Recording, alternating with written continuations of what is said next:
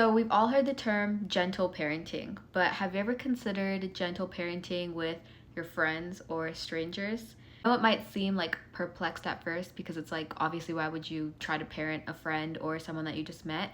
But this communication style has genuinely changed my life, and it's to change the way I am able to make an impact on someone and leave a conversation with the other person feeling like they actually learned something from me or benefited from talking to me somehow.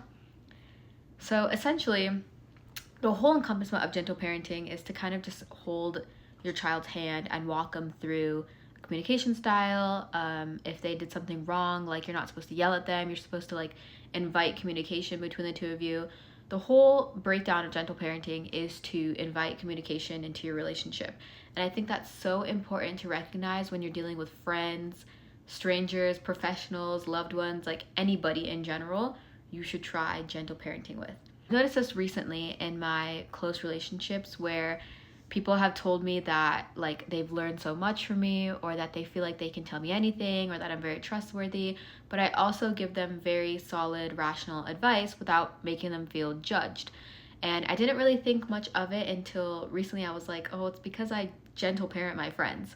I think as human beings, it's so easy for us to just immediately react to something without actually processing our thoughts or emotions or asking ourselves why we feel the way we feel before reacting. I think it's very important, especially when you're interacting with someone else, and even if it's not an argument, if you're just having a conversation, it's important to understand their point of view too, to understand why they're communicating what they're communicating to you. So let's put this thought process into an example. So for example, let's say you're talking to a guy and you're telling him about your weekend plans, and all of a sudden he stops you and starts asking you questions like how late was it, who are you with, why were you out, what were you doing, what were the plans, where were you, etc., etc., kind of thing, right?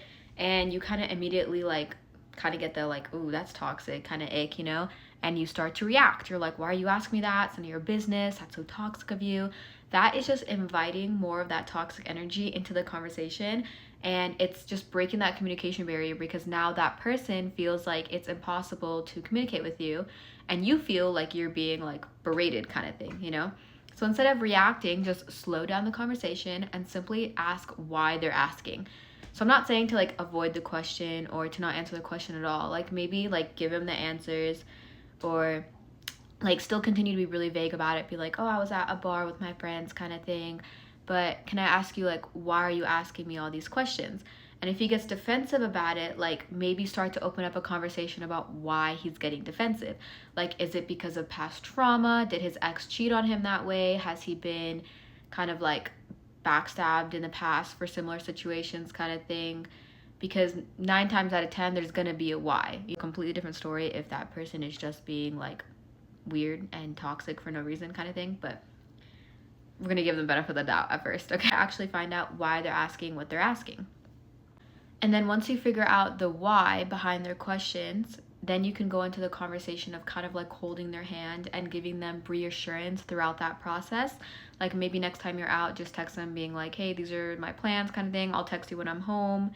And that's that. And then add in I know this has bothered you in the past, but I just want to give you nothing to worry about. So let me know if there's anything I can do to make you more comfortable kind of thing. You have to be very open-minded and willing to be gentle with that person. I will say it takes a lot of patience and a lot of communication and a lot of restraint from reacting, because again, it's so easy for us to just react in human nature. But genuinely, I've learned so much through gentle parenting my friends. Another example would be in friendship terms. So my best friend recently had a falling out with one of our mutual friends, and I wasn't really close with the third party involved, but the third party had reached out to me and texted me separately, and I basically just sent her a really nice message saying hey, I'm always here for you, but I can't be in the middle of you and my best friend kind of thing. I have to be my best friend's best friend, and for that reason, because you guys don't get along, it wouldn't be respectful of me to be friends with both of you, because that's doing both of you a disservice in friendship kind of thing, So it was very pick sides, but when you're best friends with someone and they don't get along with another person, you really can't stay in the middle, because it just causes conflict from all points of view. And me and the third party weren't really close in general, so it wasn't a very hard split decision kind of thing. But in that process, when the third party had reached out to me and texted me, I immediately texted my best friend a screenshot of the text because I was like, I want her to know, one, what she said, two, what I said, and the fact that she just reached out to me, kind of thing. And my best friend was so appreciative of this gesture. Like, she was like, Ashna, you have no idea how much that means to me. That gave me so much peace of mind. Thank you for keeping me in the loop and just telling me that you were texting her, kind of thing, you know? And at first, I didn't really think much of it. I was like, of course, it's common sense. Like, if I'm talking about you in a good way or a bad way, I'm going to want you to know about it. Like, I would never talk behind your back, kind of thing, in a good or bad way. And I didn't realize until after the fact that that too is a way of like gentle parenting your friends, because I was giving her reassurance and I was making sure she never felt like she had to doubt our friendship. So all in all, when I reference gentle parenting, it's really just another fun way to say communication and communicate with your people, communicate with your friends and strangers and everything.